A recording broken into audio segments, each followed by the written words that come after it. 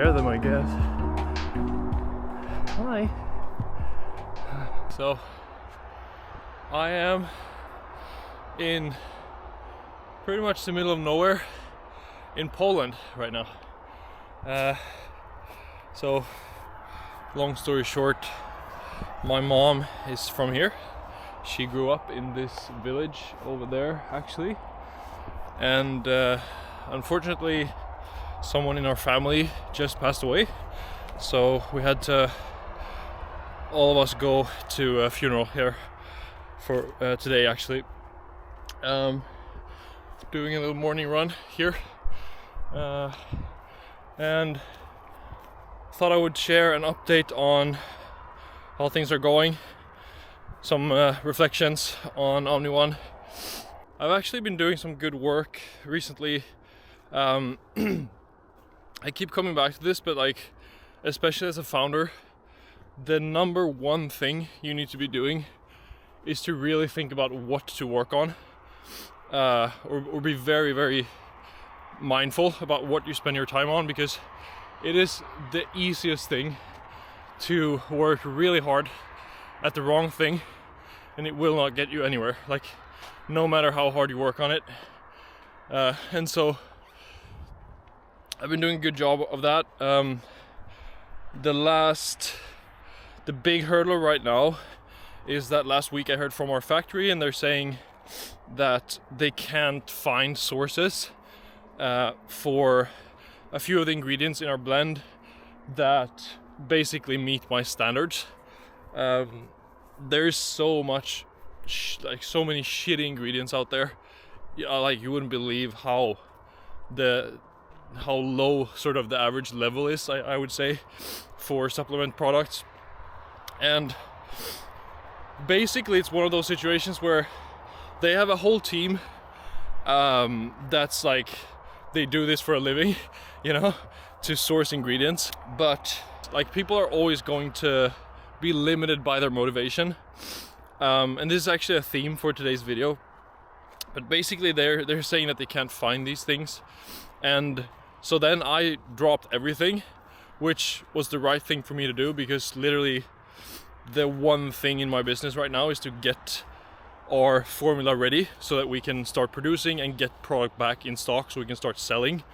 That is by far the most important thing over everything else.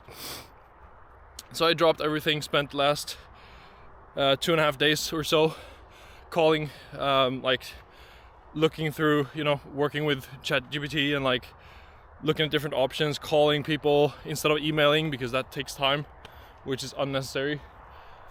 And I think I've found really good sources for most of the ingredients, and even one that is just way, I won't get into the details, but like it'll give me, it's like perfect. It'll give me way more material or like clout to market the product with. And that would never have happened if I just had let them do their thing and, you know, waited for them to like maybe find these things.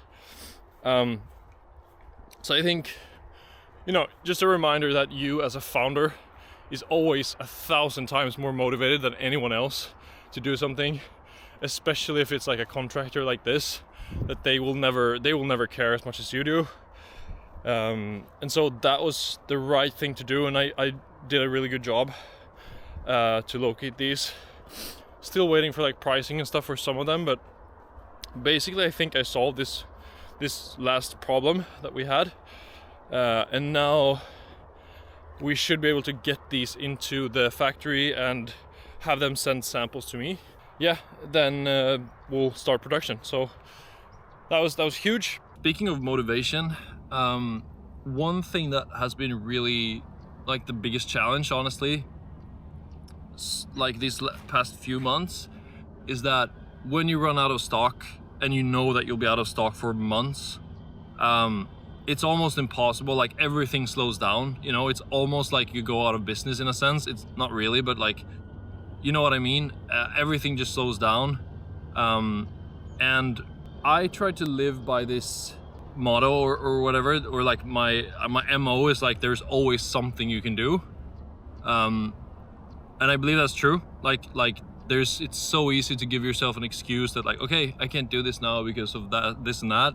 But there's always something you can do. There's always something you can prepare, plan, set up so that everything is sort of better when you start to ramp things up again.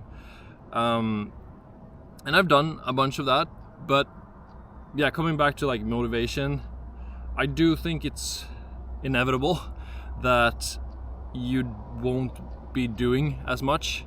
And for someone like me, like if you're ambitious, if you have this intense, like deep craving to do something big or like cool and like really put your everything into something that you put out in the world, that is the, like you can't avoid getting depressed, I feel like, when in that situation. And sort of, I think it's sort of underestimated how much, like, even if you think that you're a self-starter and that you are self-motivated, I think, yeah, just human incentives and human motivation is, like, I think it's just underestimated how much we're just a creature that sort of runs from pain and toward pleasure, you know? Like, it's just like how we are wired, just like all other animals. We're just a little bit more elegant and clever sometimes. So yeah, this is like a balance that I've tried to find these last few months, is like to not be too hard on myself for like not doing as much as I usually do, and like just not recognizing myself in being like a little bit less motivated and action driven, but then at the same time not giving myself all the excuses to like just sit on my ass for these couple of months and then sort of start from scratch when we're back in stock later. So I think I've found a pretty good balance. I definitely still not an ideal situation. I've definitely had some moments and like, yeah, been a little bit depressed. But this also reminds me of something else that's like maybe the most important, as an example to anyone who watches this and like wants to start their own thing or are already doing their own thing and maybe are having a hard time or, you know, struggling right now. It's that literally like greatness is the ability to take pain. Maybe the simplest example is that like a lot of people would have quit by now with my thing. Like, it took such a long time to even make this a real product. So many like hard things to get past, and then this like super unexpected, just like completely grind to a halt and be forced to just sit and wait essentially. It's really hard, but this sounds weird, but like part of me almost enjoys this pain, because it's just like it's kind of my redemption arc. Like, there is nothing that will stop me from doing this. Like, we will be a successful company, whatever that means. Like, I have my definition, but it's just, yeah, the pain is kind of pleasurable because I know that I won't let it stop me, you know. Just wanted to add something else. This is like the wildest experience coming here, because it's like going back in time basically. I just saw the farmer who owns this land, or part of it, and he's literally like picking his breakfast from like his all these like berry patches, and he had some vegetables and stuff as well. And then in that like water, so there's a little body of water there. He had put like a rig with a fishing rod, so it's just like waiting to catch a fish there.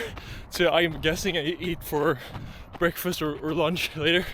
So it's such a different way to live than almost everyone else right now.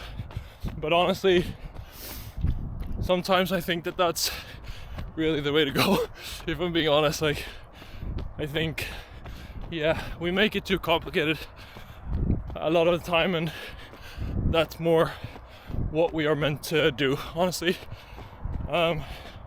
Yeah, just an interesting sight.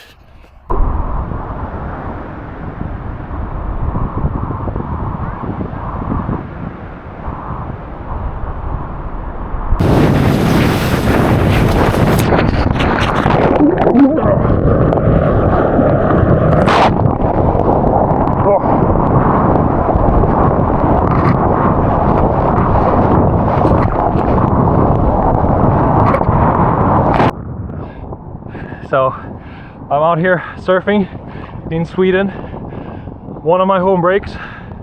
Well, I didn't really have a home break. I started so late in life, but this is where I surf the most, probably in Sweden. We only get waves like these probably once every other month or something on average. So this is pretty special.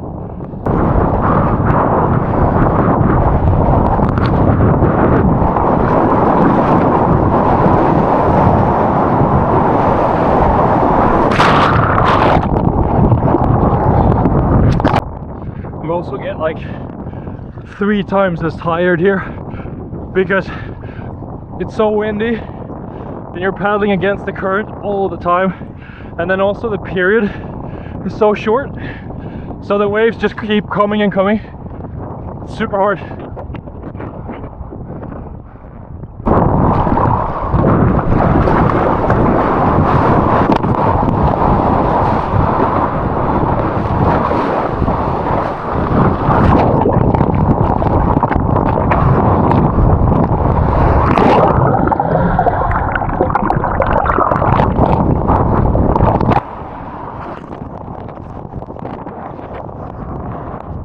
Oh my god.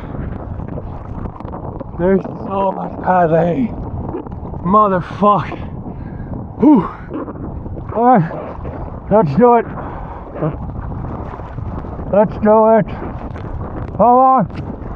Yes. Oh.